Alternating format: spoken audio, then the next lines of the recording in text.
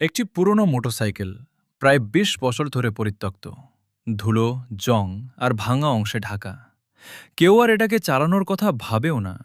কিন্তু আজ এই পুরনো বাইকটাকে আবার জীবিত করার চেষ্টা শুরু হচ্ছে। মেকানিক ধীরে ধীরে বাইকটির কাছে যায়। সে চারপাশ ঘুরে দেখে রোস্টে ভরা বডি, পুরনো টায়ার এবং ভাঙা পার্টস। কাজটা সহজ হবে না, কিন্তু অসম্ভবও নয়। প্রথম ধাপ, পরিষ্কার করা। বছরের পর বছর জমে থাকা ধুলো ও ময়লা ধুয়ে ফেলা হচ্ছে। ধীরে ধীরে বাইকের আসল রূপ দেখা যেতে শুরু করল। এখন শুরু হলো রোস্ট সরানোর কাজ। গ্রাইন্ডারের স্পার্ক চারদিকে ছড়িয়ে পড়ছে।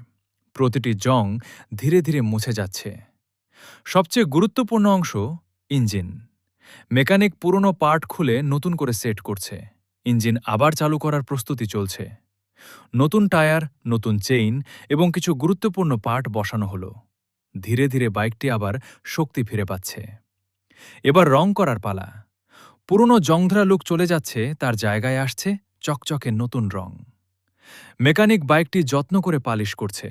সূর্যের আলোতে নতুন পেইন্ট ঝলমল করছে। সবকিছু প্রস্তুত। মেকানিক ইঞ্জিন স্টার্ট করার চেষ্টা করল। কিছুক্ষণ পর ইঞ্জিন আবার জীবিত হল। ২০ বছর পর এই পুরনো মোটরসাইকেল আবার রাস্তায় নামার জন্য প্রস্তুত। একটা পরিত্যক্ত মেশিন থেকে আবার নতুন জীবনের শুরু।